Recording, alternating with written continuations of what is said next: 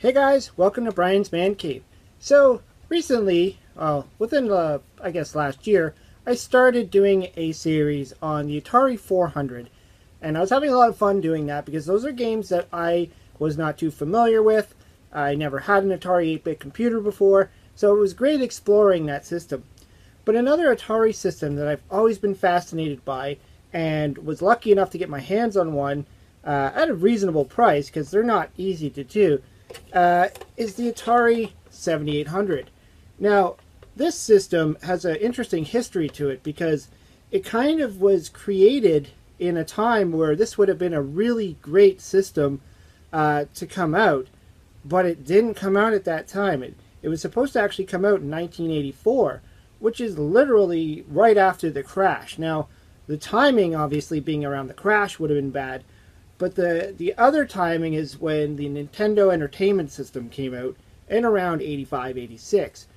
If this system were to come out at its date, 84, it would have been almost as good to everybody that would have seen the graphics it could put out compared to, say, the Atari 2600, which is one of its predecessors, but also the Atari 5200, which is still a great system, I mean, for hitting the arcade classics. But this one is a little bit more like the Nintendo in a sense. I mean, yeah, it did have its limitations. Let's take a look at the box. I managed to get the box of this thing too. It's pretty cool. I love how these things are so big. It's got all the nice graphics on the back. It's got the games there. I mean, you can tell just looking at it that's like old school there. Really old school. A lot of the classic games, arcade games are in there. So there's a lot of interesting features about this model. It's actually called the Atari 7800 ProSystem. I guess they wanted to give it a better name than just an Atari 7800. But this one in particular, I mean, it came with different controllers than your standard Atari 2600 controller. Even though it uses the same port to plug in, which is a good thing because that was one of the problems, I guess, with the Atari 5200 was the controllers on it were problematic. And from a lot of the feedback I've heard, I know there's people that swear by them, but there was a lot of problems with them not working, and it wasn't easy to just like use a replacement. These things are your standard joysticks, and they work on the Commodore 64. They work on tons of systems. So you can readily find controllers for this system. Now the difference though is that the 7800, which came with this controller, kind of funky. It kind of looks like the Atari 5200 controller, except it doesn't have the keypad. And the biggest difference is there's two buttons. And when I first got this system, I didn't realize that the two buttons were different. I thought it was just a preference of, you know, do I like pushing this one or do I like pushing this one? Which can be true for some games because they only require one fire button. But there are certain 7800 games that do require the two buttons. And I know a lot of people like to use like the Sega Genesis controller instead of the actual Atari controller, or even this, which a lot of people don't really like. But you can't, apparently you cannot just plug a Sega Genesis controller into the system and get it to recognize the other button. You do need some sort of an adapter, and I know that you could buy them in various places. So if you're really, really into the Sega Genesis controller, you can get it to work. Now in Europe, this system was sold with a gamepad, which kind of resembles the Nintendo gamepad, essentially. And I know a few people actually have that. I've been thinking about tracking one down now for a while. You can get them on eBay and stuff. People will sell them. Just to give it a shot to see if I even like it. Now, most of the games that I play on the Atari are going to require a single button anyways. But for those few 7800 games that you can play, you know, why not do it with a little bit of style? The other great thing about this system is it's backwards compatible. And that was brilliant. I mean, one of the things that you always hated about buying a new system was the fact that your old cartridges would not work in it. Your old games won't work in it, essentially. If you had a Nintendo and you bought a Super Nintendo, the Nintendo games don't fit in the Super Nintendo. Unless you get some kind of thing to retrofit and make it work. an adapter of sorts, which they kind of started doing in the original Atari, but that was, well, not the Atari, but say the ColecoVision. You could buy an adapter to play Atari games on it. But the idea that this system would handle both your standard Atari 2600 carts, that's this one here, this is the old Telegames Missile Command, and its own Atari 7800 carts, which is nice. I mean, the carts themselves is something not to be desired. They're all kind of that silvery color. They all look the same. I don't know what the reasoning behind that was. Maybe it just looks sharper to them. Maybe they thought they had to change them up from the original Atari cartridges. I don't know. But the thing you need to know is that this will work on this system, and this will work on this system, but not backwards. You cannot work this on an Atari 2600, obviously. It's just not going to handle it. Also, if you look inside the chipboard, it's different. It's got these two little notches on the end there. That tells you that that's an extra chipboard that won't even fit in an actual Atari system. And that was another interesting thing, is that I didn't know the difference. I think when this system first came out, I wasn't too familiar with it, and the games were all over the place, and I had just the 2600, and I remember buying a game, and then I couldn't get it to work in my Atari. And I thought, oh, okay, well, it's got that extra piece. And then I realized, well, it's 7800. It's a different system. And I ended up trading it with my friend who actually had this system. And so we traded. I think I traded for a different kind of game, probably Commodore 64 or something. I don't know. But, yeah, I mean, that was one lesson I learned, was it don't work the other way around. Kind of makes sense, though. But it does take the same joysticks, like I said. You can see in the front there. A good improvement on the original Atari, where the ports were in the back of the unit. I believe in the 5200 had it in the back. I could be wrong. I don't have a 5200, so I've never actually sat and explored it. And another thing I never noticed is the difficulty switches were here.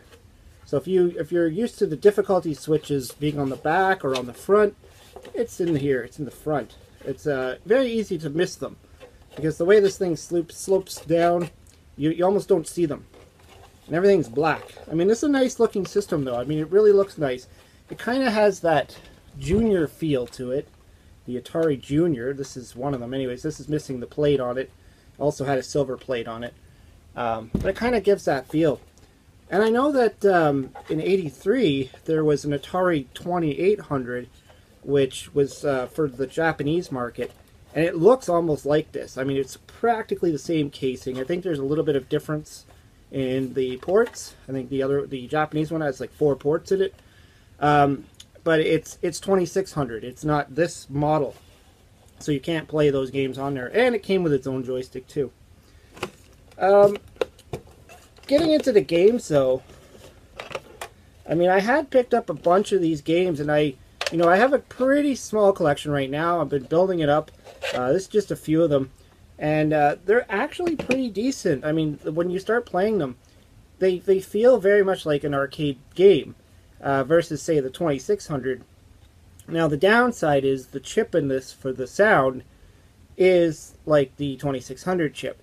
So, really, when you're playing it, you get these nice graphics, almost like Nintendo, but the sound chip is off. I mean, you still get the old Atari, the buzzing noises and the beeps and the blips.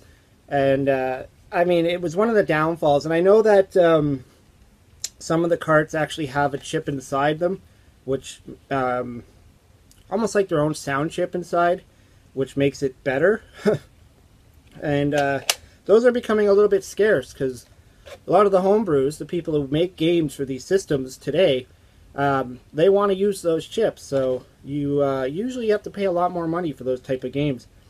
But yeah, I just recently picked up like Miss Pac-Man, which is from what I understand, it's a pretty good version of it. I haven't sat down and played it yet. I've tried, I've played the 2600 Pac-Man, but I haven't sat down and played this one yet.